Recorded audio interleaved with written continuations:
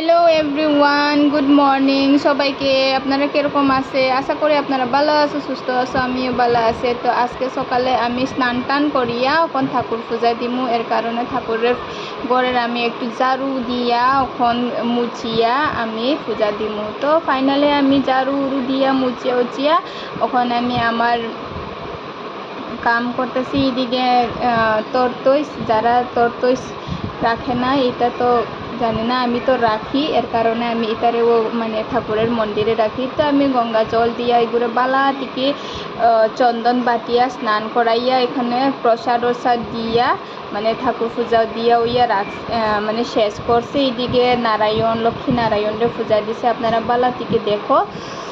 তো আমি পূজা টুজা দিয়ে এইদিকে সকালের খানিটা বুয়াইলাম, আলু সিদ্ধ বাট, আর এইদিকে মাছ ভাজা করব। তো হলুদ আর লবণ মাখাইয়া একলগে মাখাইয়া আমি ওখানে এটারে ভাজা করবো। তো আমার তেল গরম, সরষে তেল দিয়া বাজমু। তেল তো গরম হইয়া ছাড়ছে, ওখান আমি মাছটা দিয়া দিমু। তো কালকে আনছিল রুই মাছ, তো এটারে আজকে সকালে আর দুপুরে হয়ে যাবে। আমরা যা তো 3 জন, আর খাওয়া নাই, তো আমরা অল্প রানলে হয়ে যায়। তো আমি আমার একদিকে মাছ ভাজা হয়ে গেছে, আর একদিকে উল্টাইয়া আবার ভাজা করব এটারে। তো একটু মাছটা ভাজা লাল লাল একটু করকরা না হইলে তো খাইতে স্বাদ নাই। এর কারণে একটু করকরা করিয়া লাল লাল করিয়া আমি বাঁচিয়া নিতেছি। তো আমার একদিকে ভাজা হয়ে গেছে, আর একদিকে মানে রয়েছে ওখানে, এটার এইদিকেও একটু লাল লাল করিয়া করকরা করিয়া আমি বাজিয়া নিলাম। তো আপনারা প্লিজ আমার চ্যানেলটা নতুন হইয়া থাকে আর নতুন দেখতে থাকে, তো প্লিজ সাবস্ক্রাইব করিও, লাইক করিও, শেয়ার করিও, আপনারা একটু সাপোর্ট করিও। তো দেখো আমার মাছটা ভাজা হয়ে গেছে, আর এদিকে যে তেলে আমি মাছ ভাজছে এই তেলটা একটু রয়েছে, তো এটা দিয়ে আরও একটু সামান্য তেল দিয়ে আমি এখানে যা যা মশলা জাতীয় জিনিস লাগে এটা দিয়ে দিব। তো প্রথমে আমি দিয়ে দিছি রসুন, এরপরে দিয়ে দিছি পেঁয়াজ আর আদা, কাঁচা লঙ্কা, এটা যা যা লাগবে এটা সব দিয়ে দিছি আমি। তো এটারে আমি বালা থেকে কষাইয়া বাসমু, যাতে আমার মশলা যা যা দিয়া দিছি এটা যাতে কাঁচা না যায়, মানে কাঁচা ফ্লেভারটা না আয়।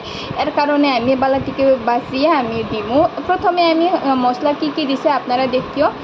আমি দিয়ে দিছি হলুদ আর লবণ, বাস। যারা যারা আপনারা যদি দিতে চাই লঙ্কা গুঁড়ো আর জিরা, ধনিয়া গুঁড়ো এইসব দিতে পারো, কিন্তু আমি খাই না। এর কারণে আমি যেরকম আমি খাই আপনারা লগে শেয়ার করছি। আশা করি আপনারাও এরকম যদি বানাইয়া খাইলে আপনারাও ভালো লাগবে। যারা মানে গ্যাস্ট্রিক সমস্যা, যারা তেল মশলা বেশি অ্যাভয়েড করে, আপনারা লাগে এটা জরুর ফলো করতে পারবে। এইদিকে আমি আজকে আলু দিয়া মাছ দিয়া ঝোল হবে, এর কারণে আমি এইদিকে আলু ডালি দিছি। এখন মাছটা ছাড়িয়ে নিব আলু ঝোলের মধ্যে।